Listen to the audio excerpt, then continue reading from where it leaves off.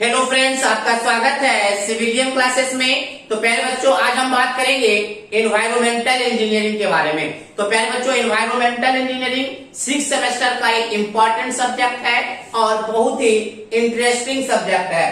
तो चलिए प्यारे बच्चों, हम स्टार्ट करने जा रहे हैं एनवायरमेंटल इंजीनियरिंग।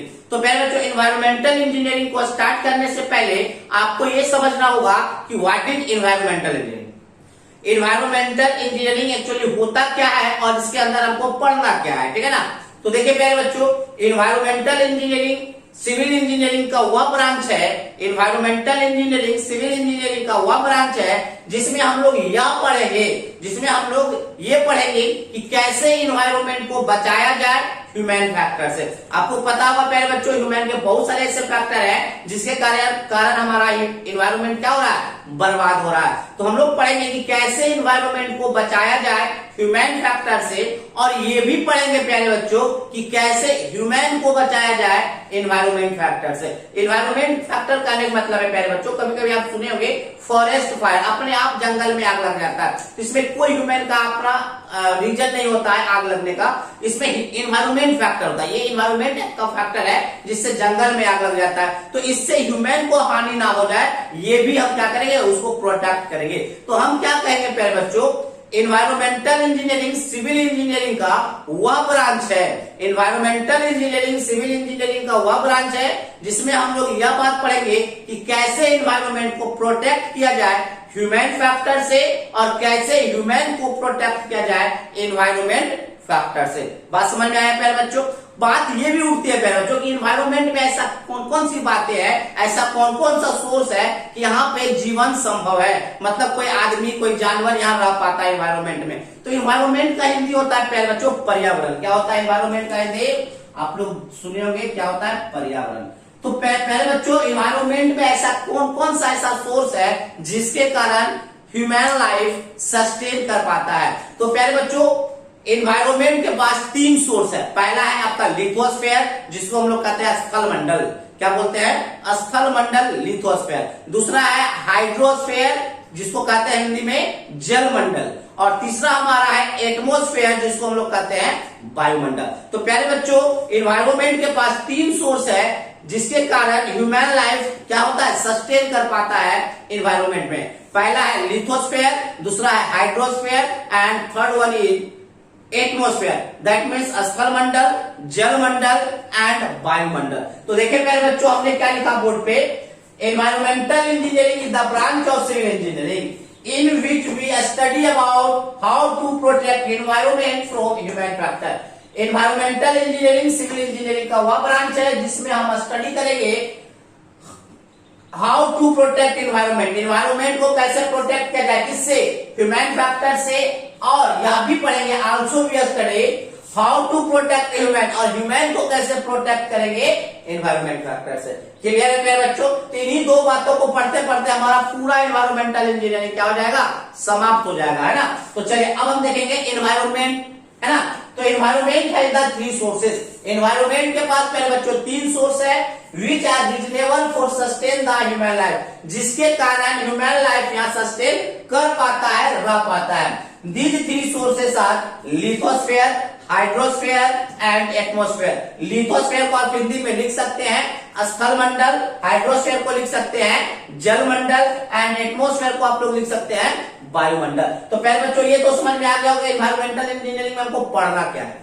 दूसरा बात समझ में आया होगा कि एनवायरमेंट में ऐसा कौन कौन सा सोर्स है जिसके कारण एनवायरमेंट में ह्यूमन लाइफ सस्टेन कर पाता है। तो प्यारे बच्चों, ये था बात एनवायरमेंटल इंजीनियरिंग का डिफिनेशन और एनवायरमेंट में होता क्या क्या है। तो अब प्यारे बच्चों हम बात करेंगे सिलेबस के बारे में कि एनवायरमेंटल इंजीनियरिंग के अंदर हमको क्या क्या पढ़ना है। तो सिलेबस के बारे में अभी हम डिस्कस करेंगे, ठीक है ना। तो पहला तो इसको नोट डाउन कर लीजिए प्यारे बच्चों।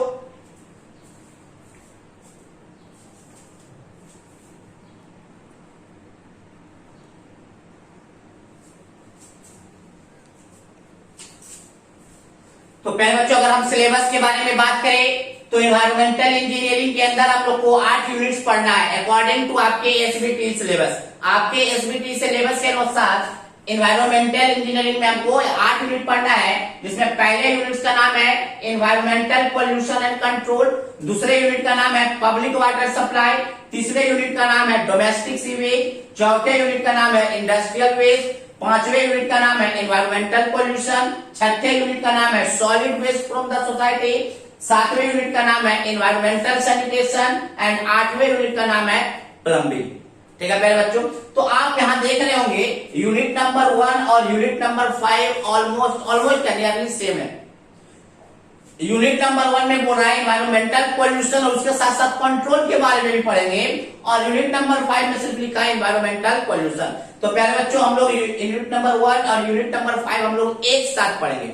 यूनिट नंबर 1 और यूनिट नंबर 5 हम लोग एक साथ पढ़ेंगे। प्यारे बच्चों, एनवायरमेंटल पोल्यूशन एंड कंट्रोल में क्या पढ़ना होगा प्यारे बच्चों? तो हमें पढ़ना होगा कि एयर पोल्यूशन क्या होता है, नॉइज पोल्यूशन क्या होता है, वाटर पोल्यूशन क्या होता है, और उसके सॉइल पोल्यूशन क्या होता है। फिर उसके बाद उसके क्या पढ़ेंगे, रोकथाम, कैसे हम उसको रोक सकते हैं, उस पोल्यूशन को कैसे हम कंट्रोल कर सकते हैं, कंट्रोल करने के कौन कौन से मेथड्स हैं। तो प्यारे बच्चों, कैसे कंट्रोल किया जाए और कौन कौन से एनवायरमेंटल पोल्यूशन होते हैं, किसके कारण से एनवायरमेंटल पोल्यूशन होता है, तो ये सब हम लोग पढ़ेंगे एनवायरमेंटल पोल्यूशन एंड कंट्रोल में। That means unit number 1 and unit number 5। दूसरा यूनिट है प्यारे बच्चों public water supply. Public water supply में हम लोग ये पढ़ेंगे किसी भी कम्युनिटी को कैसे कितना पानी दिया जाए, मतलब पानी कैसे प्रोवाइड किया जाए, कौन कौन से सिस्टम से प्रोवाइड किया जाए किसी भी कम्युनिटी को, किसी भी समाज को, किसी भी टाउन को, किसी भी विलेज को, वो सब हम पढ़ेंगे पब्लिक वाटर सप्लाई में। ठीक है ना। तीसरा है प्यारे बच्चों डोमेस्टिक सीवेज। डोमेस्टिक सीवेज क्या होता है प्यारे बच्चों?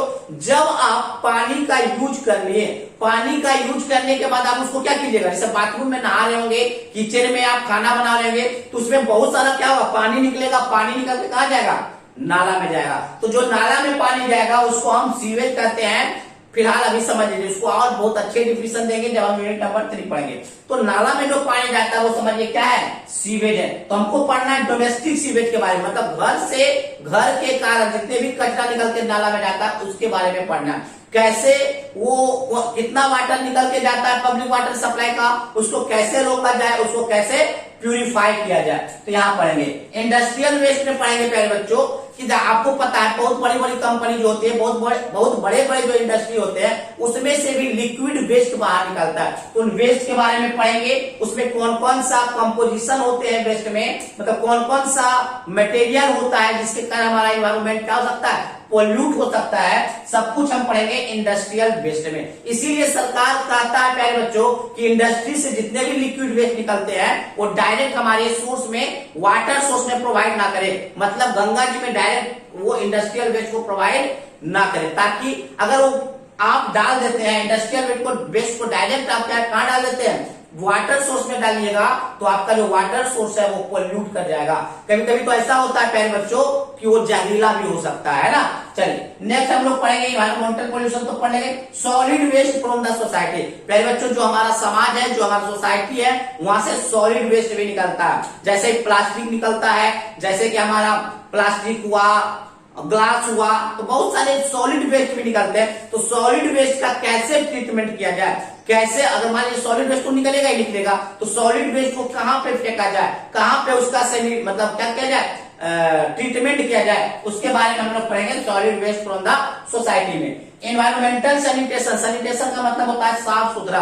एनवायरमेंट को कैसे साफ सुथरा रखा जाए उसके बारे में हम लोग पढ़ेंगे एनवायरमेंटल यूनिट नंबर 7 में। और यूनिट नंबर 8 में पढ़ेंगे प्लम्बिंग के बारे में। प्लम्बिंग करने का मतलब है पहले तो जब आप घर बनाते होंगे तो बहुत सारा पानी का सिस्टम घर के अंदर बनाते होंगे, उस सिस्टम को हम लोग कहते हैं प्लम्बिंग। तो पहले बच्चों ये यूनिट नंबर 8 में हम लोग ये सब बात पढ़ेंगे। फिर हमने क्या बोला, यूनिट नंबर 1 और यूनिट नंबर 5 हम लोग एक साथ पढ़ेंगे। इसीलिए सबसे पहले हम लोग स्टार्ट करेंगे पब्लिक वाटर सप्लाई। क्या स्टार्ट करेंगे, पब्लिक वाटर सप्लाई। तो देखिए पहले बच्चों, सबसे पहले इसके मार्क्स का डिस्ट्रीब्यूशन अकॉर्डिंग टू आपके एसबीटी के अनुसार देखें तो मार्क्स का डिस्ट्रीब्यूशन क्या है, पहले यूनिट में 2 नंबर, दूसरे यूनिट में 24 नंबर, तीसरे यूनिट में 28 मार्क्स, चौथे यूनिट में 2 नंबर, 5वें यूनिट में 2 नंबर, 6ठे यूनिट में 5 नंबर, 7वें यूनिट में 5 नंबर और 8वें यूनिट में 2 नंबर। तो प्यारे बच्चों, आपको जब मार्क्स का डिस्ट्रीब्यूशन देख रहे होंगे तो आपको ये तो क्लियर व्यू आपको मिल रहा होगा कि ये दोनों यूनिट, मतलब यूनिट नंबर 2 और यूनिट नंबर 3 जो है, यही पूरा का पूरा मेन सिलेबस है, जिसमें कि 52 मार्क्स से हो जा रहे हैं। मतलब टोटल 70 में से 52 नंबर के जो क्वेश्चन आएंगे वो यूनिट नंबर 2 और यूनिट नंबर 3 में आएंगे। प्यारे बच्चों, ये हम नहीं कह सकते कि एग्जैक्ट 52 नंबर के आएंगे, मगर अकॉर्डिंग टू सिलेबस हमें ये तो पता चल रहा है कि यूनिट नंबर 2 और यूनिट नंबर 3 क्या है, बहुत ही इंपॉर्टेंट है और बहुत ही एक्सप्लेन वे में इसको हमको पढ़ना पड़ेगा। तो प्यारे बच्चों, अब हम स्टार्ट करने जा रहे हैं पब्लिक वाटर सप्लाई। तो चलिए प्यारे बच्चों, हम लोग देखेंगे यूनिट नंबर 2 जिसका नाम क्या है, पब्लिक वाटर सप्लाई। चलिए प्यारे बच्चों, अगर आपको पब्लिक वाटर सप्लाई इंजीनियर बना दिया जाए, अगर आपको पब्लिक वाटर सप्लाई इंजीनियर बना दिया जाए तो आपका क्या एम होगा प्यारे बच्चों?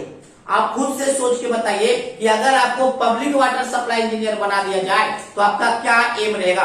प्यारे बच्चों, हमारा एम ये रहेगा कि किसी भी समाज को, किसी भी कम्युनिटी को, किसी भी टाउन को, किसी भी विलेज को हम क्या करें, गुड क्वालिटी का वाटर प्रोवाइड करें। मेरा काम क्या रहेगा प्यारे बच्चों, अगर हमको पब्लिक वाटर सप्लाई इंजीनियर बना दिया जाता है तो मेरा एम ये होगा कि कैसे हम किसी भी कम्युनिटी को गुड क्वालिटी वाटर प्रोवाइड करें और good quality of water provide करें विथ रिक्वायर्ड क्वांटिटी। अब ऐसा नहीं है प्यारे बच्चों कि आपको पीना है 2 लीटर पानी और हम आपको अच्छे क्वालिटी का पानी मात्र 100 ml प्रोवाइड करेंगे तो भी अच्छी बात नहीं है। According to need, according to जरूरत के अनुसार उसको पानी पहुंचाना पड़ेगा। तो किसी भी कम्युनिटी को गुड क्वालिटी का वाटर विथ रिक्वायर्ड क्वांटिटी में जितना उसको नीड है उतना पानी पहुंचाना एक पब्लिक वाटर सप्लाई इंजीनियर का काम होता है। तो प्यारे बच्चों, अगर हम इसके एम के बारे में बात करें, the main objective of any public water supply system are to supply good quality of water with required quantity of water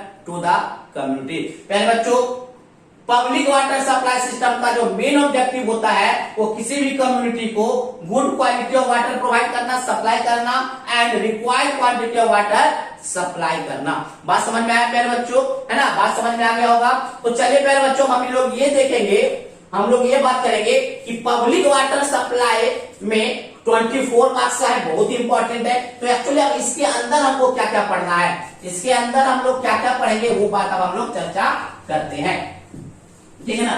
तो देखिए प्यारे बच्चों, अगर आपको कहा जाए कि इस कम्युनिटी को, दैट मीन्स आपको हम ये कह दें कि प्यारे बच्चों पटना को आपको पानी प्रोवाइड करना है, गुड क्वालिटी का पानी प्रोवाइड करना है और रिक्वायर्ड क्वांटिटी में पानी को प्रोवाइड करना है। तो आप कैसे प्रोवाइड कीजिएगा, चलिए ये बताइए। सबसे पहले सोचिए प्यारे बच्चों, सोचिए, सोचकर बताइए कि अगर हम आपको बोले कि आपको पटना शहर को गुड क्वालिटी का वाटर प्रोवाइड करना है और जितना पटना को जरूरत है पानी का उतना पानी प्रोवाइड करना है, कैसे आपको पता चलेगा कि कितना पानी प्रोवाइड करना? पहले तो ये सोचिए।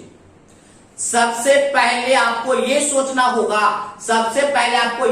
होगा प्यारे बच्चों कि कितना पानी हम प्रोवाइड करें। तो देखिए प्यारे बच्चों, हम बता रहे हैं, सबसे पहले मान लीजिए ये हमारा पटना शहर है। अब हमको ज्योग्राफी उतना अच्छा नहीं आता कि हम पटना शहर का नक्शा अच्छे से बना दें ना, तो चलिए हम बना लिए हम पटना। ये है प्यारे बच्चों पटना टाउन, ठीक है ना? अब प्यारे बच्चों, इस पटना टाउन में हमको पानी सप्लाई करना है। तो सबसे पहले आपको पता करना होगा इस पटना शहर में जो पानी सप्लाई करेंगे वो कितना करेंगे हम पानी सप्लाई। तो उसके लिए आपको पता होना चाहिए क्या प्यारे बच्चों, किस पटना शहर में कितना पॉपुलेशन है। आपको क्या पता करना पड़ेगा, इस पटना शहर में कितना पॉपुलेशन है। तो प्यारे बच्चों, हम पहला बात करेंगे, हम लिख रहे हैं अंडर पब्लिक वाटर सप्लाई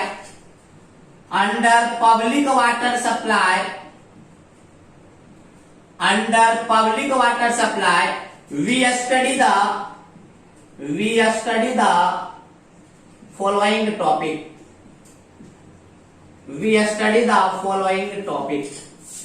प्यारे बच्चों हम क्या बोले, पब्लिक वाटर सप्लाई के अंदर हम कुछ टॉपिक्स पढ़ेंगे। कौन कौन सा टॉपिक्स पढ़ेंगे, तो देखिए हमने बोला कि पटना शहर को आपको पानी प्रोवाइड करना है, तो कितना पानी प्रोवाइड करेंगे वो पता चलेगा कि पटना शहर में कितना पॉपुलेशन है, क्योंकि पॉपुलेशन के ही आधार पे हमको क्या देना होगा, पानी प्रोवाइड करना होगा। तो पहले बच्चों पहला जो टॉपिक हम लोग पढ़ेंगे वो क्या कौन सा टॉपिक है, पॉपुलेशन फोरकास्टिंग।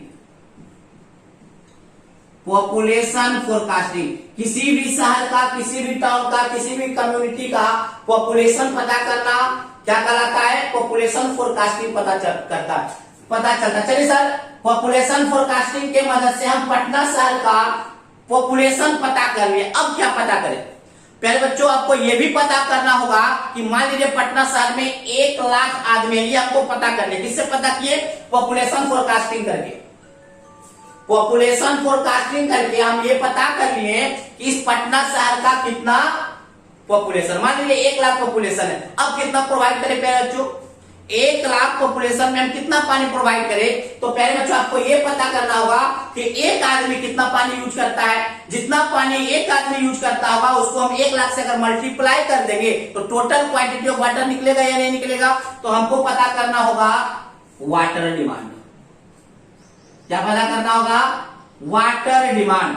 सबसे पहले आपको पता करना होगा प्यारे बच्चों कि पटना शहर का कितना पॉपुलेशन है और कितना वाटर डिमांड है। वाटर डिमांड कहने का मतलब है पर पर्सन कितना वाटर डिमांड है। पर पर्सन अगर पता चल जाए एक आदमी का कितना वाटर डिमांड है तो उसको हम पॉपुलेशन से मल्टीप्लाई कर देंगे तो टोटल क्वांटिटी ऑफ वाटर उस पटना शहर का निकल आएगा।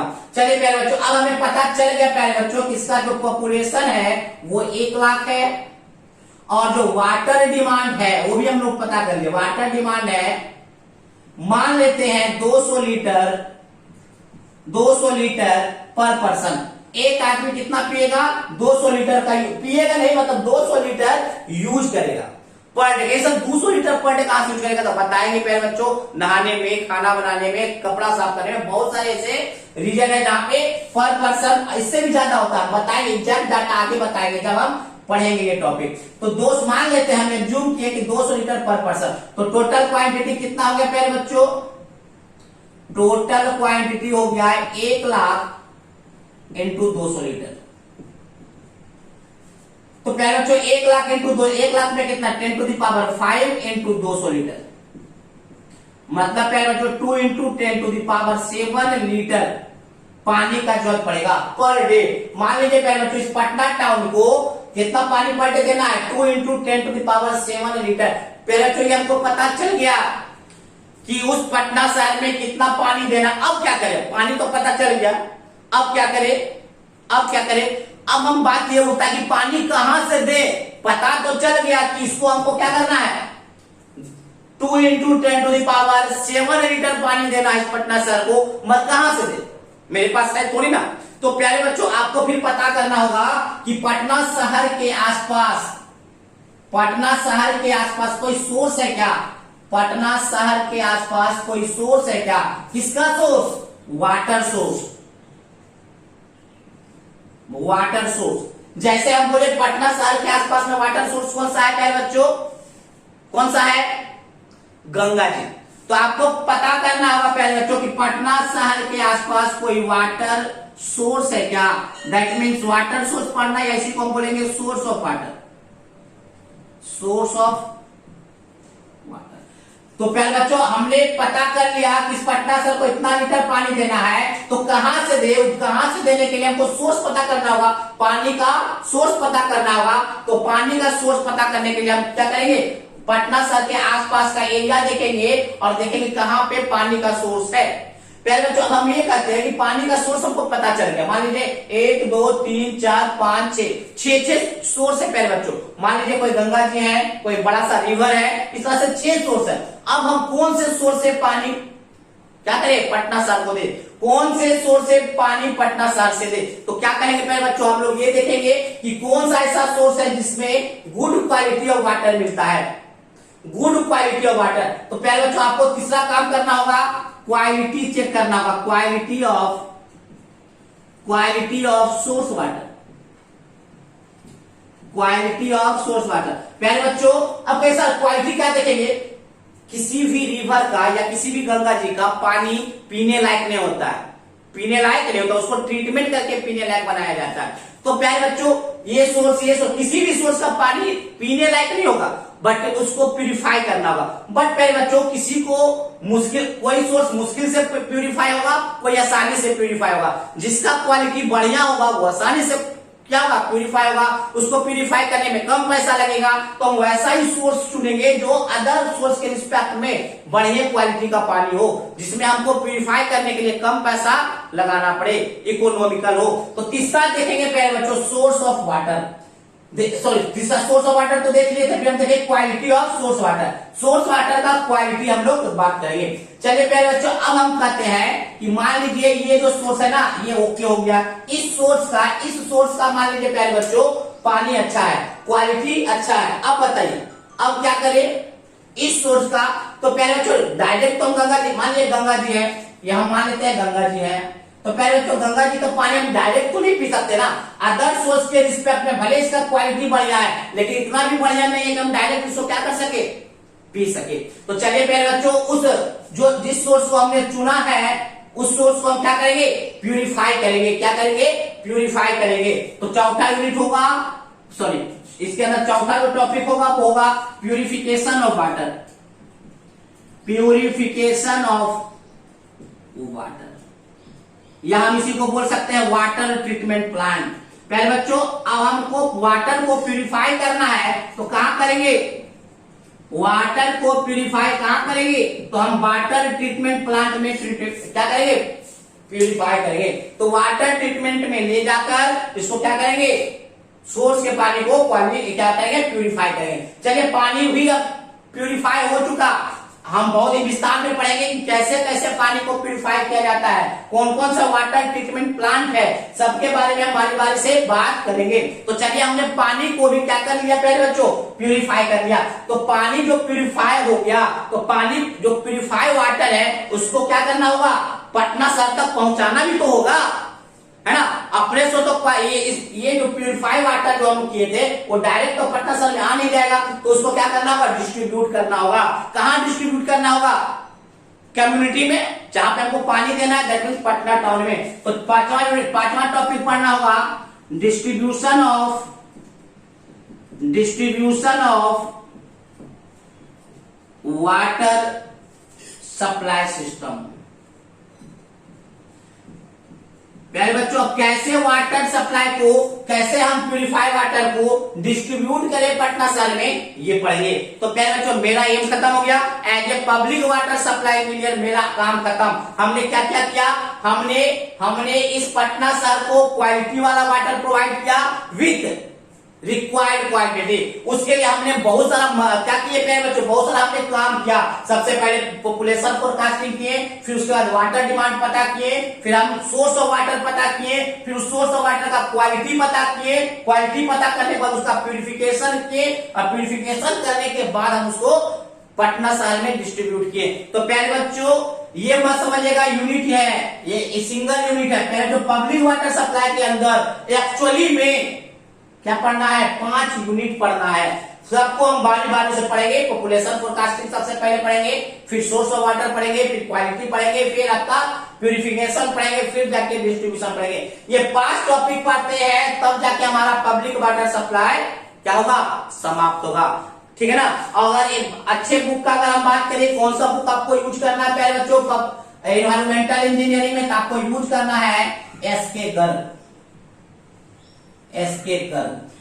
गर्ग का पार्ट 1 और पार्ट 2 आता है प्यारे बच्चों। तो दोनों बुक आपको खरीदना होगा, क्योंकि पार्ट 1 में सिर्फ आपको मिलेगा यूनिट नंबर 2 जिसका नाम क्या, public water supply. Public water supply सिर्फ मिलेगा किसमें, पार्ट 1 में।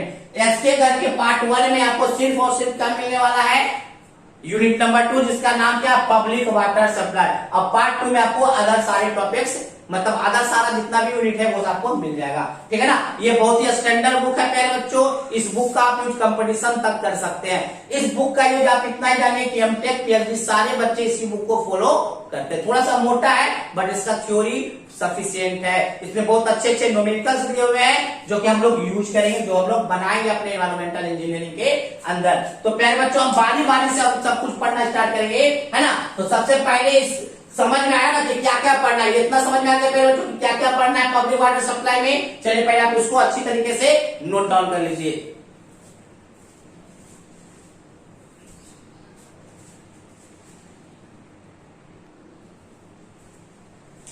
तो प्यारे बच्चों आज के लिए बस इतना ही, अगले क्लास में हम लोग मिलेंगे पॉपुलेशन फोरकास्टिंग को लेकर, है ना। पॉपुलेशन फोरकास्टिंग को लेकर हम लोग अगले क्लास में मिलेंगे, population forecasting and water demand. तो चलिए आज के लिए बस इतना ही, थैंक यू।